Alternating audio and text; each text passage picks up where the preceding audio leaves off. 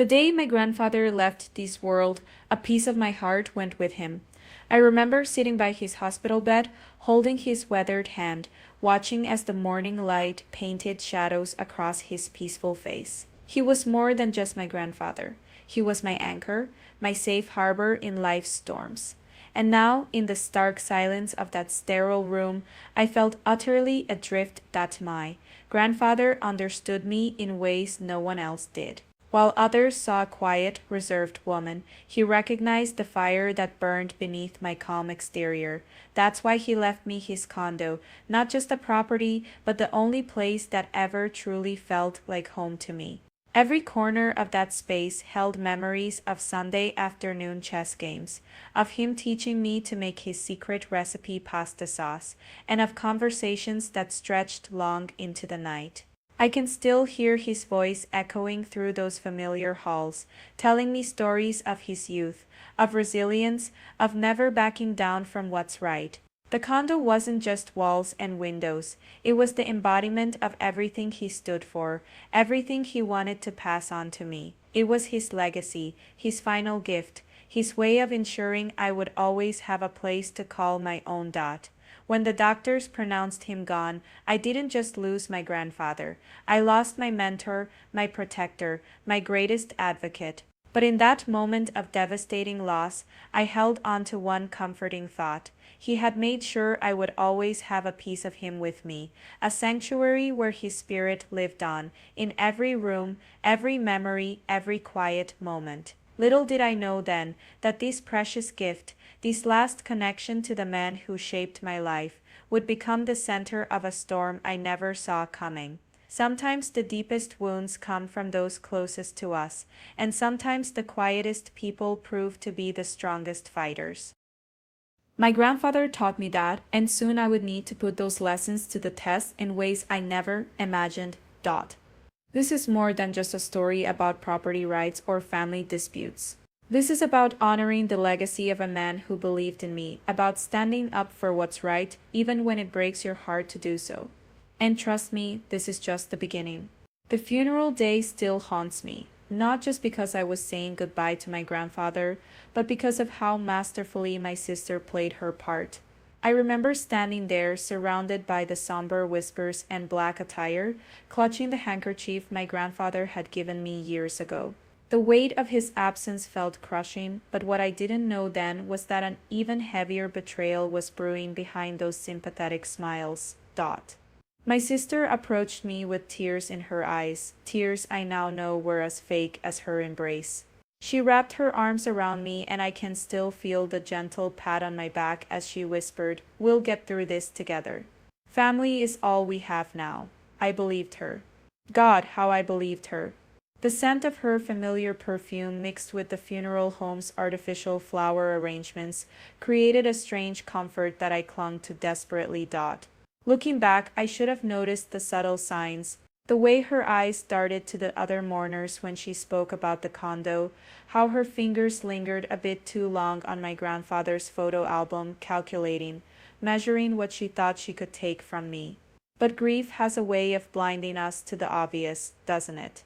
We see what we want to see in those dark moments. I watched her work the room that day, moving from relative to relative, playing the role of the devoted granddaughter perfectly. She even shared stories about summers spent at the condo, laughing through tears about the memories we'd made there. All while knowing I'm certain now that she was already planning to strip away the only piece of home I had left. The irony is, my grandfather always told me to trust my instincts. Your heart knows the truth before your mind catches up, he'd say.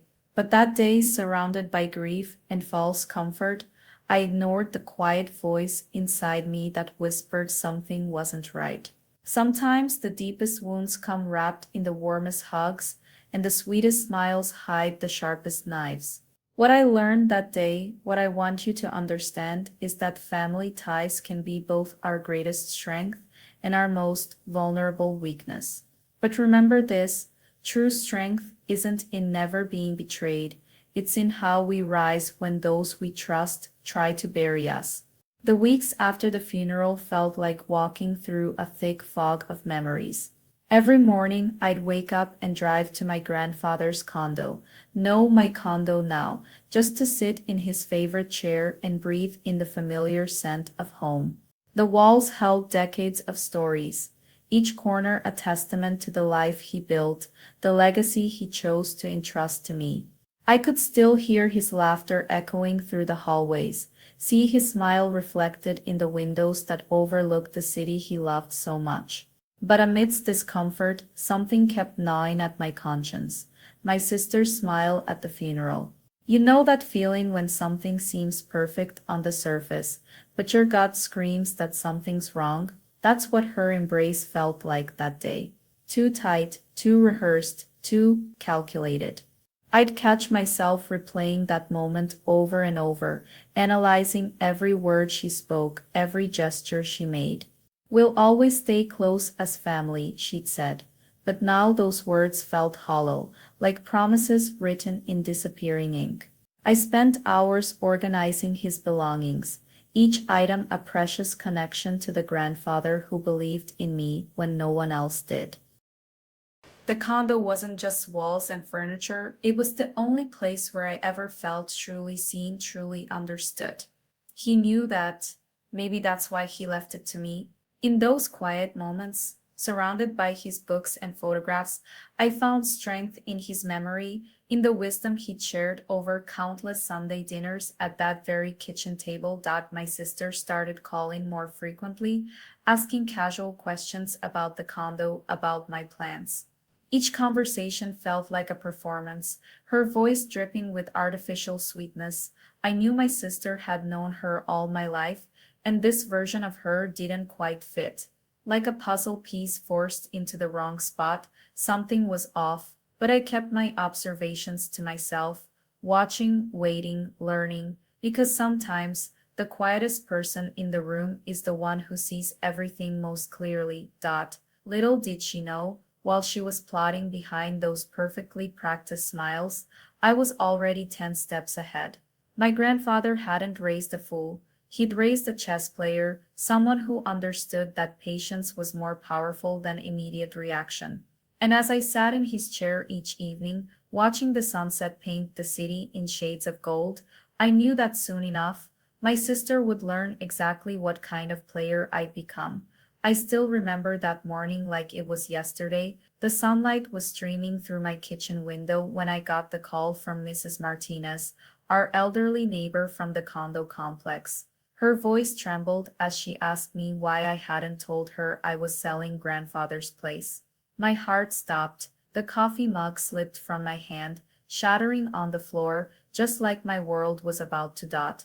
At first I thought it was some cruel joke, but as Mrs. Martinez continued speaking, describing the real estate agent my sister had brought through, the moving trucks, and the sold sign that appeared overnight, reality hit me like a tidal wave.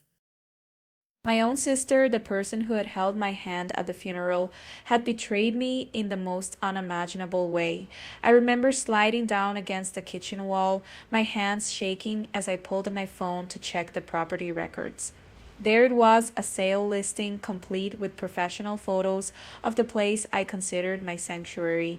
The home where grandfather had taught me to play chess, where we'd shared countless Sunday dinners, where I'd found refuge during my darkest days, all of it listed and sold without my knowledge that the pain wasn't just about losing the property, it was about the calculated nature of her betrayal. Every I love you at the funeral, every comforting hug, every promise to stick together, they were all part of her plan. She had watched me grieve, had seen how much that condo meant to me, and still chose to act behind my back. But through my tears, something else emerged, a quiet strength I didn't know I possessed, because while my sister was busy orchestrating her scheme, she'd overlooked one crucial detail. My name was still on every legal document. In her rush to cash in on our grandfather's legacy, she'd forgotten that I wasn't the same quiet, compliant sister she could push around anymore. That the betrayal burned. Yes, but it also awakened something in me. Sometimes the deepest wounds become our greatest teachers, showing us exactly who we are when everything falls apart. And I was about to show my sister exactly who I'd become. That. You know what's strange about betrayal? It doesn't hit you all at once. For me, it came in waves, each one bringing a new realization of how deep my sister's deception really went. I remember sitting in my car outside that condo, my condo just staring at the windows where I used to see my grandfather's silhouette, trying to make sense of what family truly means. I kept replaying every moment, every conversation, the way she hugged me at the funeral, promising we'd always be there for each other. The gentle squeeze of her hand on my shoulder when I cried, all of it felt like a carefully choreographed performance now, and I was the only one who didn't know the script. You see, I've always been the quiet one, the sister who thought before she spoke, who believed in giving people the benefit of the doubt. Maybe that's why she thought she could get away with it.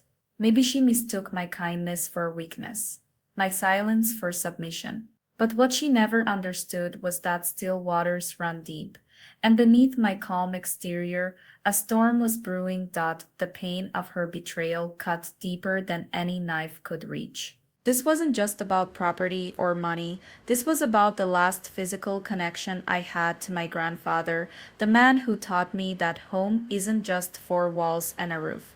It's memories, it's safety, it's love.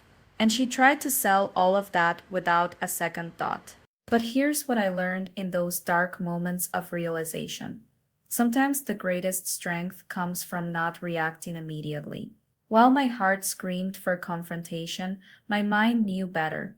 I had something she didn't expect: time and legal ownership on my side. Every document, every signature, every legal right still belonged to me. As I sat there, watching the sunset cast shadows across my balcony, I made a decision. I wouldn't let anger consume me or rush into a confrontation that would only give her satisfaction. Instead, I would channel this pain into purpose, this betrayal into wisdom. Because sometimes the most powerful response isn't in what you say, but in what you do next. And trust me, what came next would teach her, and anyone else watching, that underestimating the quiet ones is always a costly mistake. In those first moments after discovering my sister's betrayal, every fiber of my being screamed for immediate confrontation. My hands trembled with the urge to call her, to demand answers, to let loose the tornado of emotions swirling inside me. But something deeper, something wiser held me back. I've always known that the loudest voice isn't always the strongest, and in that moment I chose silence, not out of weakness but out of strategy. You see, growing up with my sister taught me one invaluable lesson. She always underestimated my resolve. While she saw my quietness as submission, I saw it as my greatest weapon. As tears rolled down my face that night, I realized that my grandfather hadn't just left me a condo. He'd left me a final lesson in patience and wisdom. I could almost hear his voice telling me that sometimes the best move is to wait, to let your opponent reveal their hand before showing yours. My heart ached with each passing day of silence, knowing she probably thought she'd gotten away with it. Every time my phone buzzed with her casual messages, acting as if nothing had happened, I felt a mix of pain and determination solidify in my chest. But I kept breathing, kept smiling, kept waiting, because while she was busy celebrating her supposed victory, I was gathering strength from my grandfather's memory, from the knowledge that justice doesn't always need to announce itself with thunder. I transformed my pain into purpose, channeling my anger into meticulous preparation.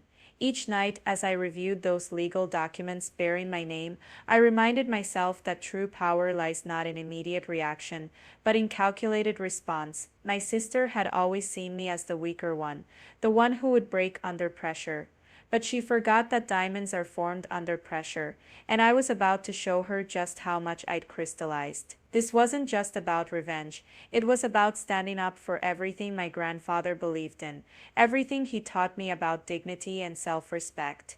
Sometimes the most powerful message isn't in what you say, but in what you don't say. And I was writing my message in silence, preparing to deliver it at exactly the right moment. Remember this: when life hands you betrayal, don't let your emotions dictate your timing. Sometimes the strongest move is to pause, to breathe, to plan. Because while others may mistake your silence for weakness, it's just the calm before your storm. While my sister thought she had orchestrated the perfect betrayal, what she didn't realize was that every legal document told a different story. I remember sitting in my small apartment, spreading out the inheritance papers across my coffee table, my grandfather's careful signature adorning each one. My name, clear as day, stood firmly on every crucial document: the deed, the ownership transfer, the property rights. Each paper was a testament to his final wish, his desire to give me the one place that had always felt like home. The weight of these documents in my hands gave me a sense of power I had never felt before. It wasn't just about the legal ownership, it was about justice, about truth, about honoring my grandfather's memory. My sister had always seen me as the quiet one, the one who would step aside, who would accept whatever scraps of dignity she chose to leave behind. But what she failed to understand was that sometimes the quietest waters run the deepest. I traced my fingers over the embossed seal on the property deed, feeling the raised texture that validated my rightful claim. Every time I looked at these papers, I felt my grandfather's presence, his wisdom guiding me. He had taught me that patience wasn't weakness, it was power in its purest form. And now, with every legal document safely stored in my possession, I held the key to unraveling my sister's deception. The irony wasn't lost on me. While she was out there, probably celebrating what she thought was her clever victory, these papers were silently waiting, like loyal soldiers in my arsenal. Each signature, each legal stamp, each official seal was a reminder that sometimes the greatest strength lies not in immediate reaction, but in calculated patience. I could almost see my grandfather's knowing smile as I carefully organized these documents, preparing them for the moment when truth would finally surface. This wasn't just about reclaiming a property, it was about standing up for what's right, about showing that being underestimated could be the greatest advantage of all. The power of legal ownership coursed through my veins, not as a weapon of revenge, but as a shield of justice. Sometimes the most powerful response isn't in the words we shout, but in the truth we hold close to our hearts, waiting for the perfect moment to let it speak for itself. That the days after discovering my sister's betrayal stretched like an endless tide of emotions. Each morning I'd wake up with a mixture of hurt and determination coursing through my veins. I knew the truth that she didn't.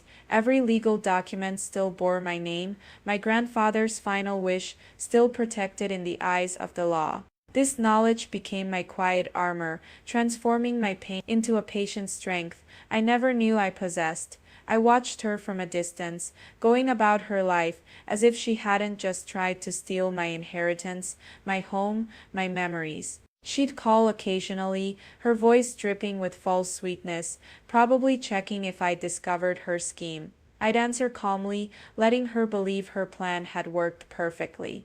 Each conversation was like a chess move, and I was playing the long game. In those waiting moments, I felt myself changing.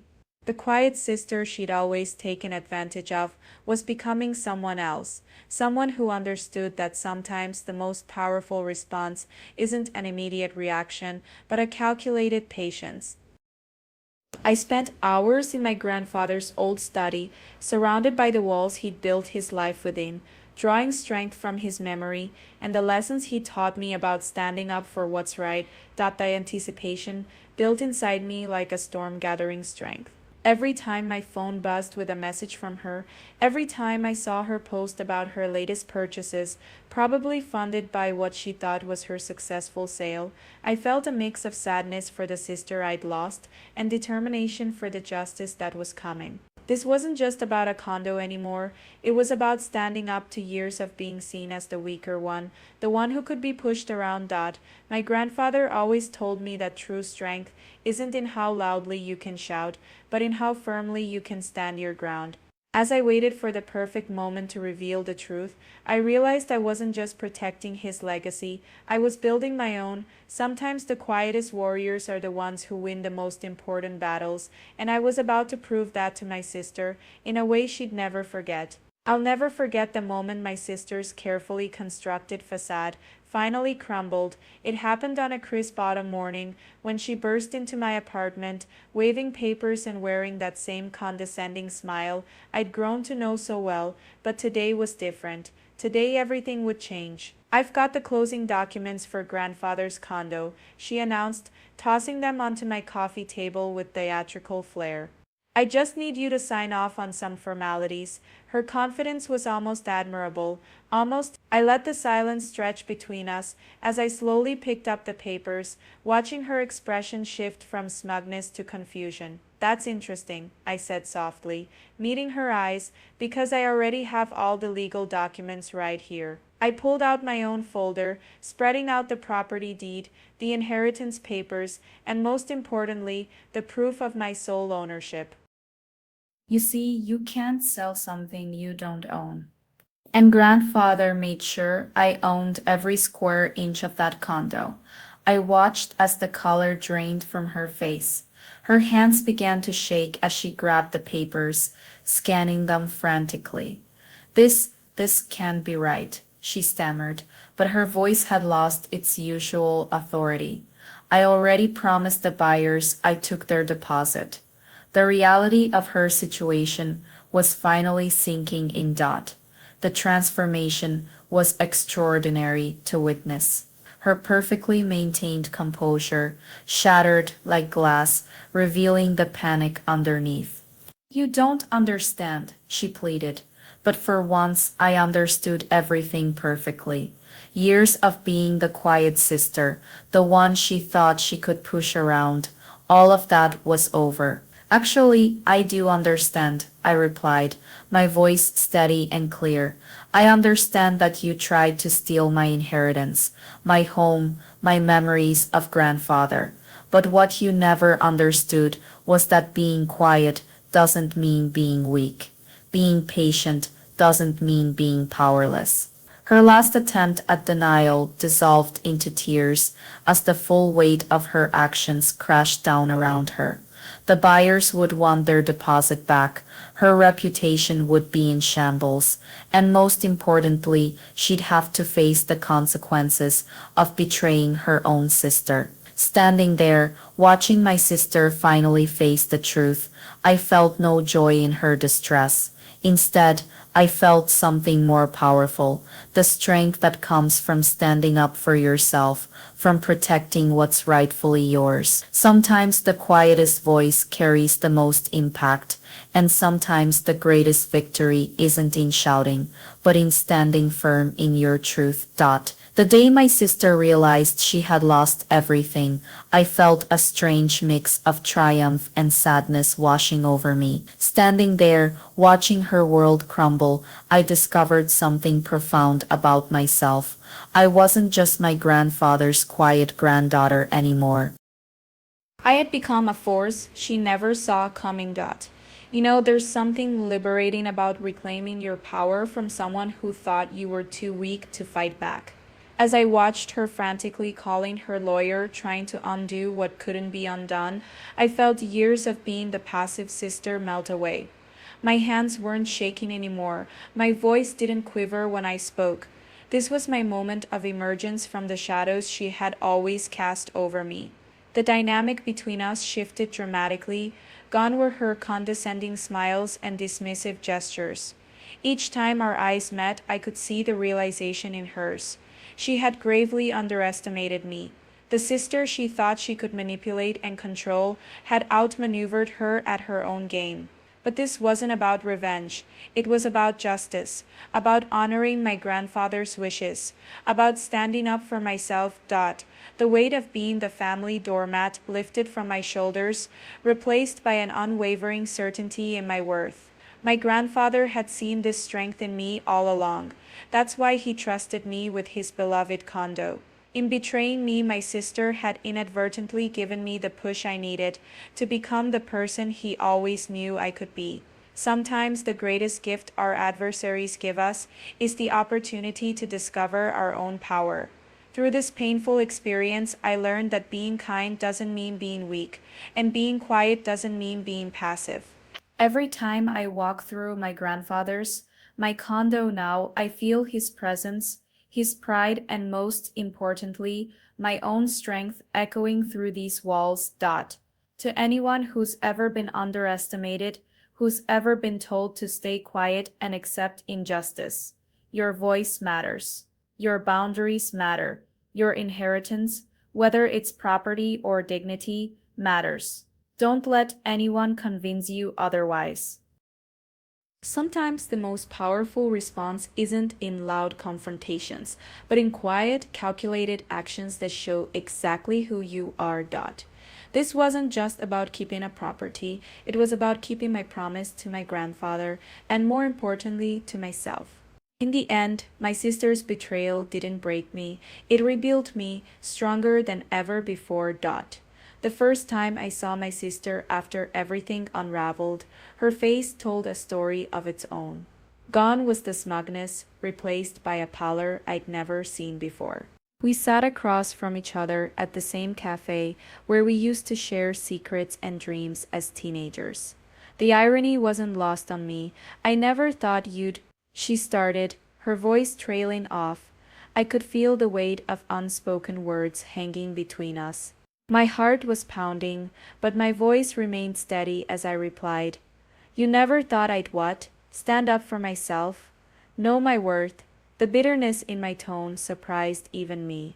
I remember watching her fingers nervously trace the rim of her untouched coffee cup.